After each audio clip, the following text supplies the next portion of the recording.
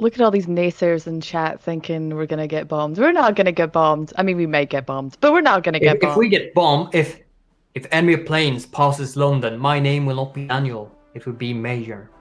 So that's let's see how many get that in chat.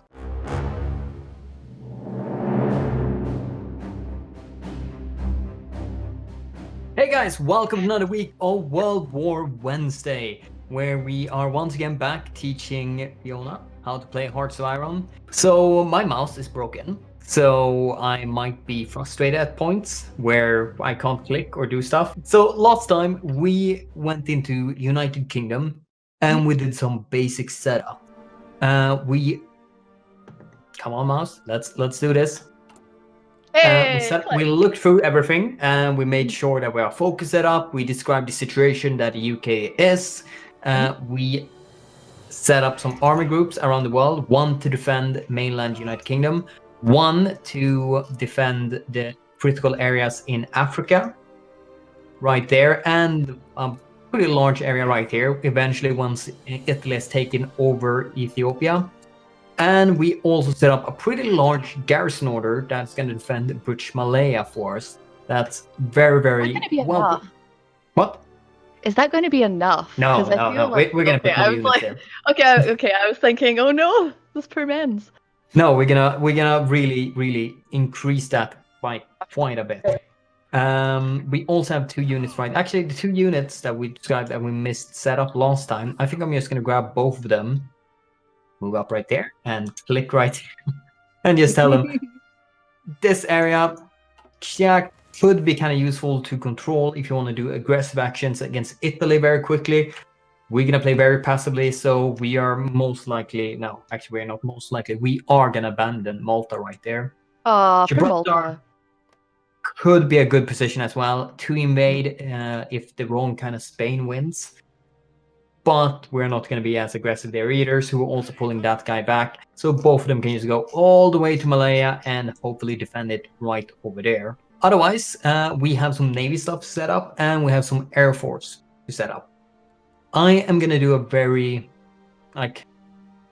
clear cut of what we're going to defend and do very broad changes in our current Navy setup. So in general, what I do is in the top right corner right here, we have a Navy. Just see the overview of our entire Navy. You can do the same thing with Army to see all your bonuses, what type of divisions you have right here. And you can see in the far right here what army they set up, how they are, in which theater. You can split this up into several theaters, which we actually should. One theater that's kind of more mainland Britain and one that is more outside areas far away that's usually how I split it up. Sometimes you can even do 3 of them and you would have Britain mainland, Britain Africa, Britain Asia. But I'm just going to keep the main subdivision and the one that's just going to be, defend, and some more defending. But in general, we go into Navy overview and let's see, click right there and hope my mouse works. So I'm first of all just going to gather most of my fleet. In general, actually we are just to make it easier, we're going to gather our entire fleet by just shift and clicking down this entire list. We're going to first just press right click right here, just make everyone go right here. We could also, let's see, this is control right click to set their home naval base being right here in England. So as soon as they need to go back repair or anything like that, they will return right here and repair for whatever reason. So just every fleet everywhere get over right here. And then we're going to sort it to the certain naval sizes we actually want. Our main enemy, since we're going to play historical, is going to be Germany. They don't really have that large of a fleet. So we are going to keep sizable chunk that's just larger than the German one, so they can't do any invasions for us. Otherwise, we are gonna keep the majority of our fleet actually all the way right here in Asia, because Japan, they have a sizable chunk of fleet, and Japan might very much want to invade and take our lovely parts right here. So our land defense is going to be very concentrated right here. We might build a couple forts. while the majority of our fleet is going to be right here, ready to defend against any Japanese invasion. Our entire air force, though, it's going to be very much centered right here in the UK for defense against enemy bombers, and of course, it's going to be our launching points for our bombers to invade and destroy German land. We are going to create a spy agency. Ooh. Actually, for the sake of it, I usually don't recommend doing it right away because, like many other things, we don't have money or technically resources in that kind of way. So what we do is to build that agency costs civilian factories, which means you can actually build less stuff. Just to show it off and go very easily in how it works, we are going to start creating it right now. Just to see. So we're going to be able to create our own, choose between a couple insignias and our own name. So what do you want the name of your spy agency to be? Well, I have a question about the industries. Is this a permanent, always 5 industries to have this agency running, or just to create the agency it will cost Just to 5? create it. Okay, cool. Yeah, the secret remains! No, it has to have an S at the end of it. It has to have an S. If it fits. Wait. M-E-N... Men's? Yes! Yes! There we go. Yeah, we're actually going to do the same thing right here, but here we're going to be a bit more careful on how we set everything up. We're going to actually sort it by airbase right here, and then select everything, because since we are the UK, and the UK were quite advanced within naval combat, they have some of their planes assigned to different, carrier crafts, and we don't want to remove them.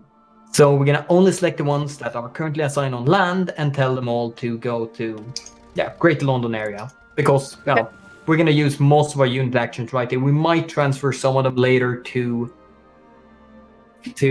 Africa while combat's going on right there. And this might actually be better for the stream. So yeah, let's unpause the game right now. The game has begun. Oh! Look at all those big boats!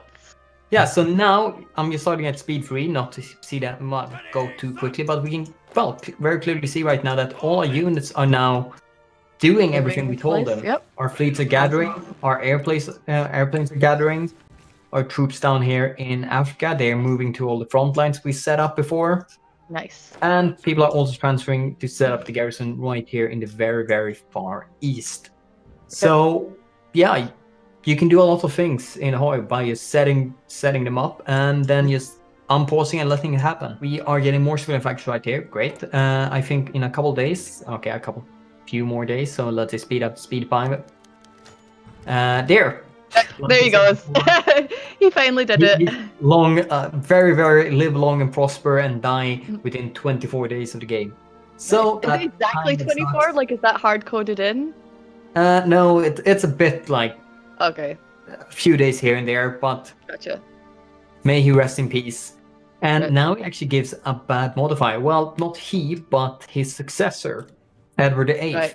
Yeah. Minus 0.1 stability every week. So stability and war support, I think both of them, if they have some kind of modifier, it's usually on a weekly basis. The same thing as manpower is also on a weekly basis when things update.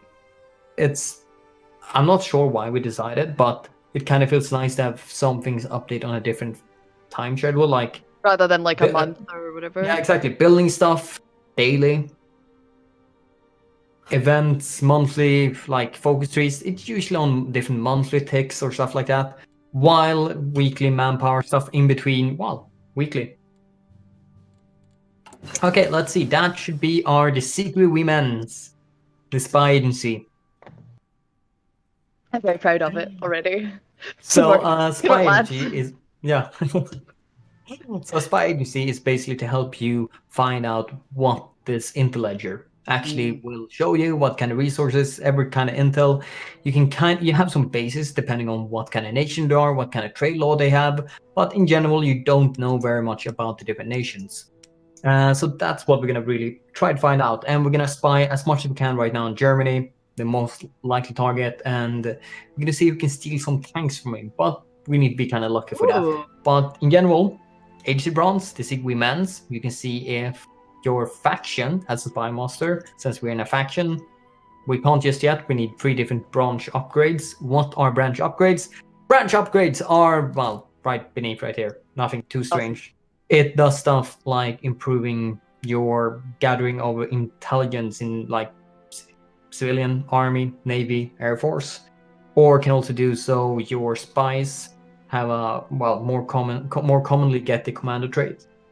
You might be able to recruit spies from different nations, so they have a French trait, for example, so they operate better in French cities. Or you might actually form a cryptology department where you might be able to break the opponent's crypto, and that will give you some certain bonuses for like naval invasions. You might find more intel from them currently. Oh. So there are a couple different things right here. We are mostly going to focus on actually doing spy operations. And let's see, I think this one here, Invisible Link, steal blueprint risk minus 25%. So that's going to be a bit nice to hopefully we can steal them. But I also want to find out more about the army. So we're probably going to research the army department as well. But as you can see, beside each of these, they also have a cost. All of these are 30 days, and all of them cost like 5, 5, 5, 5, 5, 5. We have some certain that are 8, 8, 8. And here's some ridiculous one that costs 15 temporarily. But everything comes back. But still, it's quite a bit, it's a quite sizable cost if you just constantly got them out instantly whenever you could. So we are not going to pick anyone right now. We're just going to leave it be, and we're going to slowly, throughout the entire game, once we've built up a bit more industry, go back right there and research some things. Gotcha. So yeah, our current operative limit is 1. We have had 0 captured and 0 death. And the first one will be available for us in 28 days. So we have a couple of historical ones, as the UK. And then you also got a couple random, and holy shit, you got some good randoms. Yeah? How can you tell? You start with a freaking German and Yugoslavian double agent, which means he's going to be better in both those nations. Oh, yeah. Heck yeah. Otherwise, we kind of have James Bond right here, the seducer, or the Not that guy. Whatever. Or Alice, which is the seducer, but also natural. No, we're gonna pick the double agent, definitely. Yeah, we are. Holy crap, that's awesome. So if you decide to do nothing with it, it's gonna stay in your nation and work with counterintelligence. Technically, find out if other people are doing stuff in your nation. You can kind of see it by holding over your shield. It's not exact, but you can see no to little subversive activity in your nation. So it's probably fine. But we're not going to use it right now. We're going to take him. What's his name again? What's his name? Dusko Popov. Dusko Popov. Okay, sweet. Dusko. Shut up, giraffe. Just shut up. This is not James Bond or anything like that. So yeah, a couple of things you can do with spies is either counterintelligence. As soon as they finish with anything and they're returning, they're automatically is put on counterintelligence. Default. Gotcha. Yeah. You can build spy intel network. Well, building intel network allows you this. Depending on how high it is, do different operations if you have enough spies for it. But it also gives you intel in a certain amount, and also you kind of find out what kind of defensive plans they have in the area, so you can attack better if you have more intel about the region. Otherwise, if you have a high enough intel, but you don't actually want to make an operation of it and spend that intel, you can just put it on quiet network so they will sustain the current level they have, and it's a much lower chance of them actually being captured. You can do some boost ideology. Hey, maybe you should be more democratic. Hint, hint, hint, hint, poke, poke. And that's also going to be depending on how high your current spy network is. But we don't want that because we want to do a war. No. We're not going to do war. We're the protectors of peace. Okay. But if we did want to do a war, we wouldn't want them to shift towards our ideology, right? No, definitely not. Okay. Then we have propaganda, which is basically also depending on spy network. So a lot is depending on spy network. That's why you want a lot of spies, so you can send them over and just have in general many different options to do. Otherwise, propaganda, it's going to reduce their stability and war support. It's kind of terrible. Like, they would surrender more easily, they will mobilize their men slower, they will surrender more easily. It's just in general very bad to have low stability and war support. You can also get bad events, like your population not following you up and forcing you to demobilize or reduce the conscription law. So you want to keep them as high as possible, pretty much always. Okay. Otherwise, root out resistance. We are taking over something, and they are resisting you. So you can send a spy right there to try to root it out a bit more. You're reducing the maximum target that different resistance groups can have. Okay. And cool. my mouse doesn't want to work. There we go. You can control trade. If the most classic example is check the come on, mouse, stop doing you this. can do it. There we go. Resource map mode. Portugal is the one and only for all tungsten trade, which means a ton of people might want to. Like we in Sweden have a sizable chunk as well, but Portugal is just so much higher. And they're usually neutral in the World War, which means they are usually open for everyone to trade with. But that means everyone wants to trade with them. Right. And their resources might end up, and depending on your trade influence, we check right over here. Well, actually, we need to hold it over, right? We can see everyone has a base trade influence of 150. But since in this case British Raj is our puppet, we have a really good relationship with them.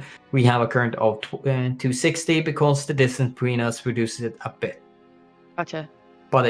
And depending on trade influence, if I want 100 and someone else with a higher influence wants 100, they're going to get it first, and whatever's left over is going to come to me.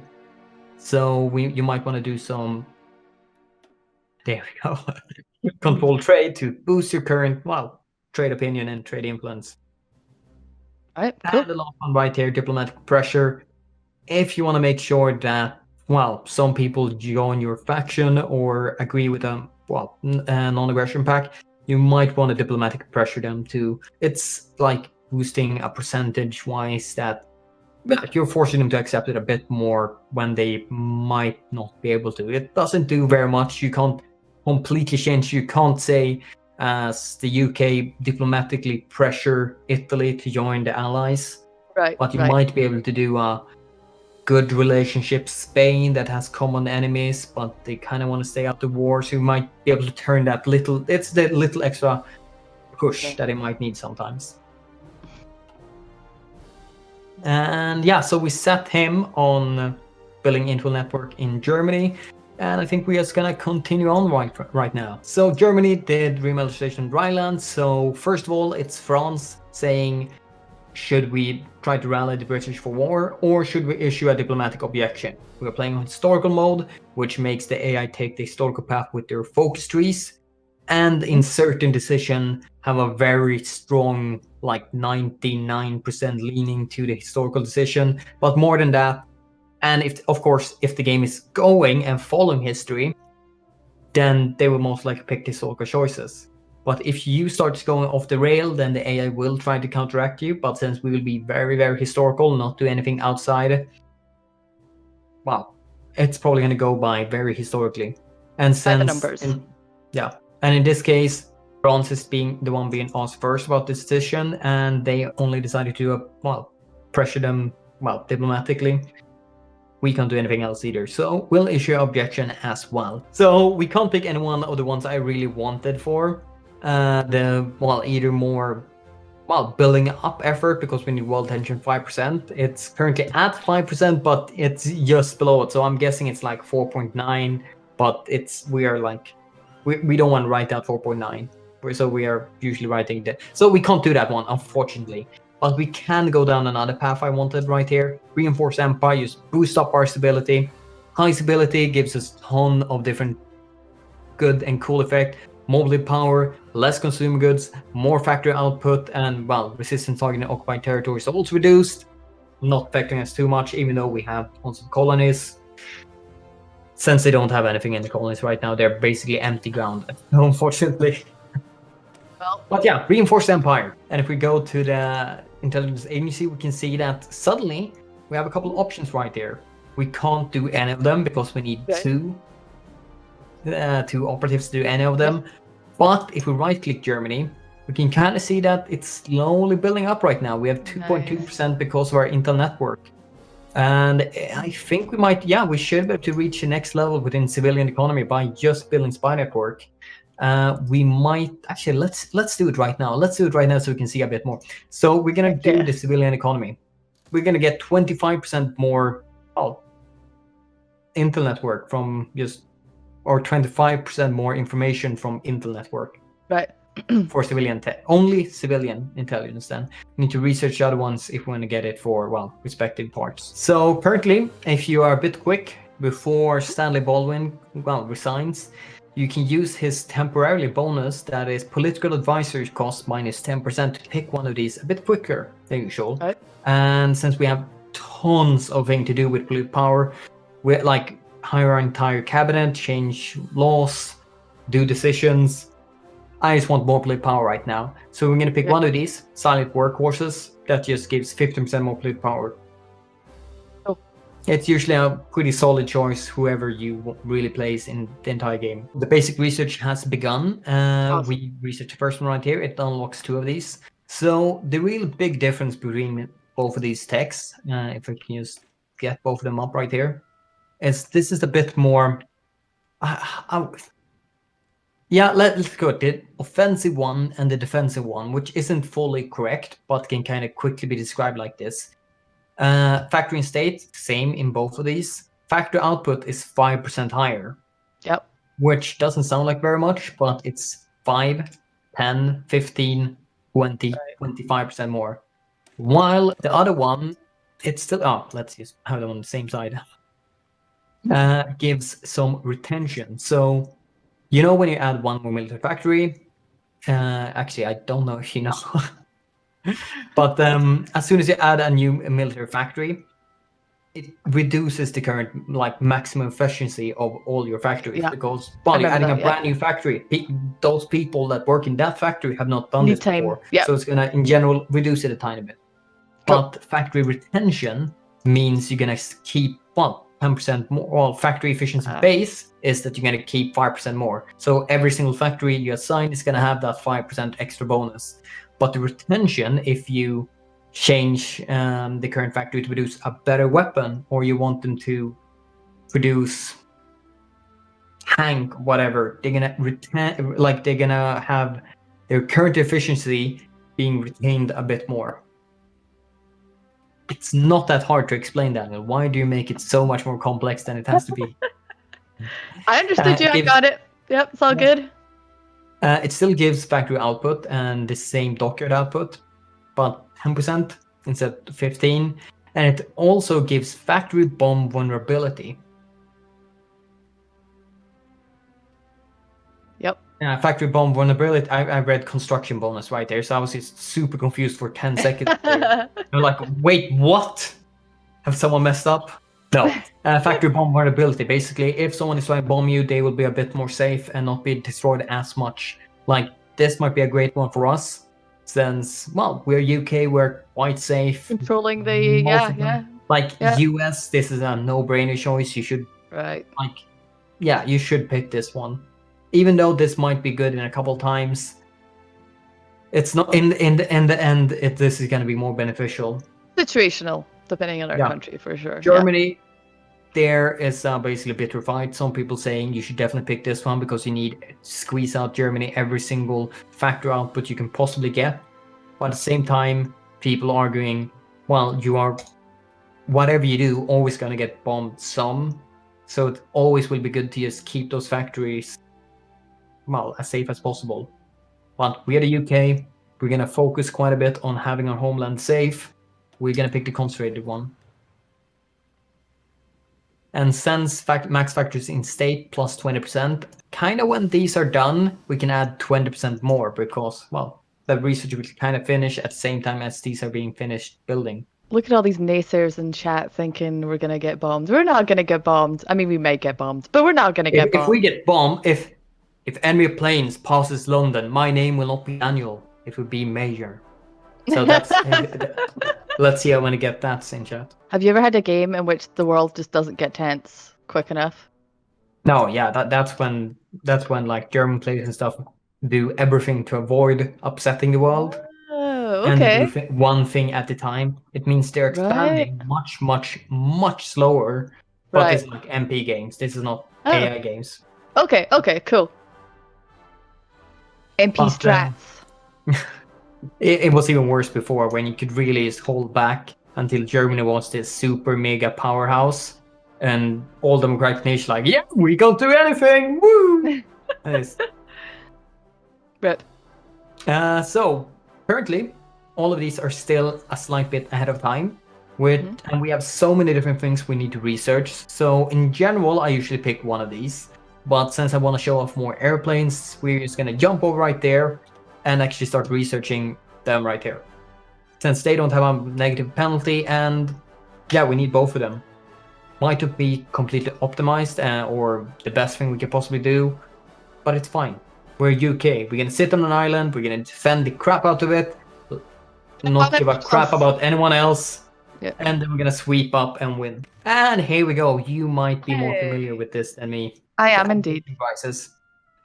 So basically the historical option in the very top. If that changed, man, the king must abdicate, which was the historical. We can compromise on a monogamic marriage, which means, well, he still married the person, but nothing really too important. But we can insist on a royal marriage.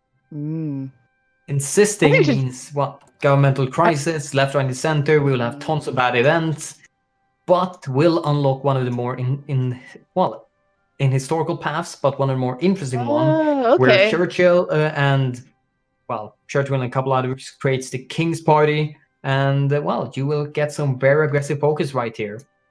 That's cool. That's cool. Yeah. And also, if you have, Never Shame or the King's Party or anyone else in charge, you can go more aggressive by, isolate the Mediterranean threat, reassess, God Save the King, Southern Operation Base, reclaim Jewel of the Crown. So you can do a bunch of, it's just... I don't want to do that.